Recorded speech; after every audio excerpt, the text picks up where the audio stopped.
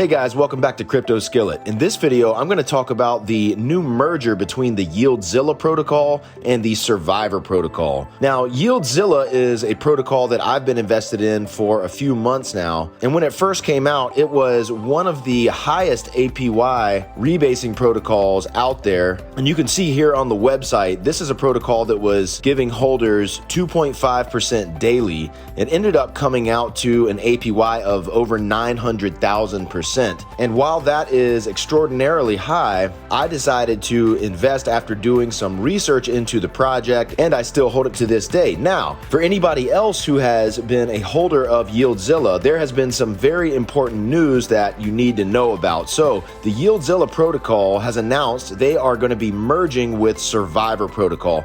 Now, I made a video about the Survivor protocol recently, so I'll leave a link to that video down below. I'll also put a card in the top of the screen where you can check that out. But basically, the Survivor protocol is one of the new high APY rebasing type protocols that I'm really excited about for a lot of reasons, but there seems to be a really solid team behind this protocol. The team is KYC'd, and the way that the protocol actually works is super unique, and they have some really creative ways of combating a lot of the problems that have plagued other high APY rebasing type protocols in the past. And it's got this very unique gamified type of system where you survive to earn. And so there are different tiers that have different APYs. And you basically start out at the top tier, at the 10th tier, which has the highest APY of like 400,000%. And then anytime you sell, you get bumped down to a lower tier, which has a lower APY and fewer rewards. And so this incentivizes holders to continue holding. And as long as you do that, you're going to enjoy those higher returns. And people who frequently sell get penalized by having the APY reduced, and there's more to it than that, but it's a very innovative type of system. And again, you can learn more about that in my other video that I did where I thoroughly covered the Survivor protocol. But in any case, I really like to see a merger like this, and it seems like these types of partnerships are becoming more common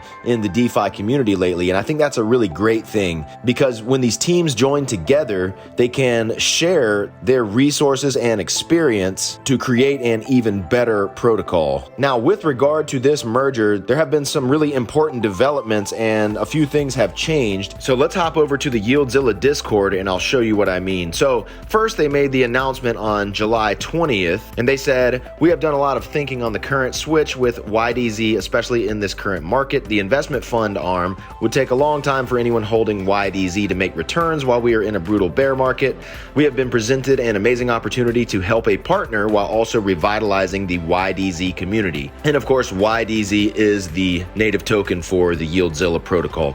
So they say YDZ is going to merge with Survivor protocol and combine teams as they look to build their new idea and their launchpad vision. This will mean a couple of big things for YDZ holders. One, we will be turning rebases back on for all YDZ holders to continue to grow their YDZ through simply holding tokens. Two, the rest of the investment fund will be put in Survivor presale. All HP tokens will be dispersed to YDZ holders. So not only will you get rebases on your YDZ tokens, you will have HP token rebases and a chance at the Survivor jackpot that is being built. Airdrop snapshot will be as of this announcement. Further development from the YDZ side will be focused on Survivor and the Launchpad, which you will all be major stakeholders in through the airdrop. So the basic takeaway is that we are combining our team and community with Survivors. You will get rebases back on YDZ and also get all the HP bought by YDZ in the presale dispersed to YDZ holders. And they had some more information about this at the Survivor protocol medium. So here you see they had a post called Survivor and YieldZilla Island for Two. And here they basically just highlight that the bear market has been tough on a lot of good projects, and some of the harder working, more honest ones out there really felt the wrath of the bear market. And long story short, after speaking with the YieldZilla team, they have come to an agreement to merge the two projects under the Survivor protocol umbrella. Now, YieldZilla will be pledging their remaining investment fund to the Survivor presale,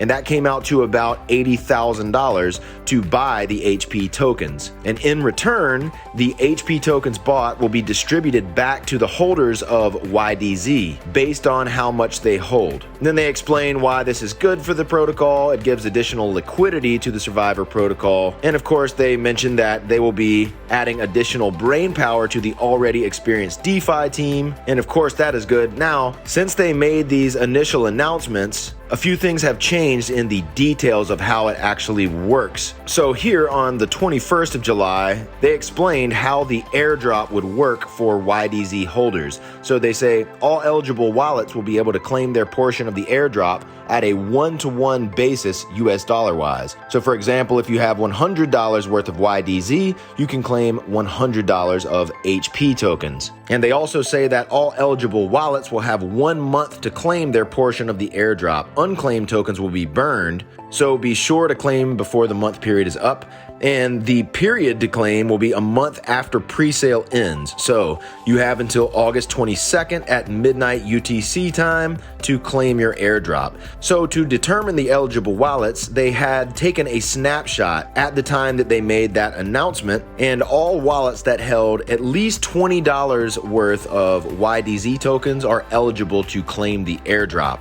Now, what ended up happening was some people were having trouble claiming their tokens, and they made an announcement saying that they think that they had figured out what the problem was. So essentially, they had taken a snapshot of the wallets using BSC scan, and it appears that BSC scan doesn't account for rebases if you haven't made a transaction. So some wallets were showing less YDZ tokens than they actually had, and that led to some wallets not being able to claim. So they announced that they were going to try to figure out what was going on, and they would keep the community updated. And that was a few days ago, and now they have given us an update saying that they've basically got it figured out. So in the update that they posted today, they say, "We believe we have found a way to retake the screenshot with updated data on BSC scan.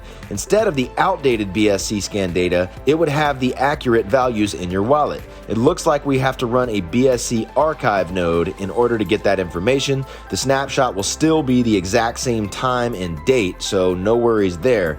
What changes? First off, wallets that had $20 but did not qualify will be included in the snapshot, and wallets that were already included but not updated will have the updated amount." Now, they also say that they will no longer be able to do a one-to-one ratio due to the fact that they have a limited amount of tokens, and that one-to-one ratio calculation that they had initially announced was based off of the inaccurate BSC scan numbers that they ran first. So that initial calculation didn't include a lot of the wallets that should have been included, and they say that once they get the new updated snapshot in place, they will be able to share what the exact ratio will look like. So then they say, again, thank you all for your patience, but it sounds like we are getting to a fix that should make things right. Please give us some time to get set up with an archive node and troubleshoot until we are sure we have the correct numbers. So the team is working diligently to make sure that all of this comes out right. And a lot of people who were sort of panicking because they knew that they had more than $20 worth of YDZ in their wallet were essentially being told that they were not eligible for the airdrop. But not to worry, the team is working on it and updating their method for taking the snapshot so that these numbers will be accurate. So that is really fantastic. If you're a holder of YDZ, this is a great way for you to get some free HP tokens in the Survivor protocol, which, as I've said, is a protocol that I'm very bullish on. I think that it's very exciting, and of course there's no way to know for sure if any protocol is going to succeed,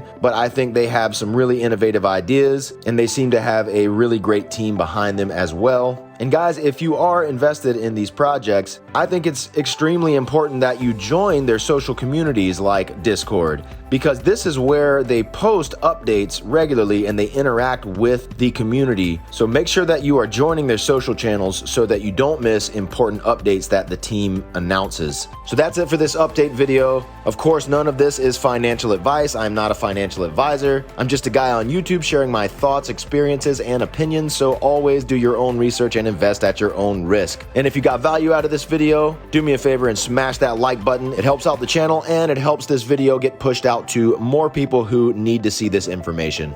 And as always, subscribe to the channel and hit that notification bell if you have not already. And let me know what you think about this merger down in the comments section below. We'll see you guys in the next video. Cheers.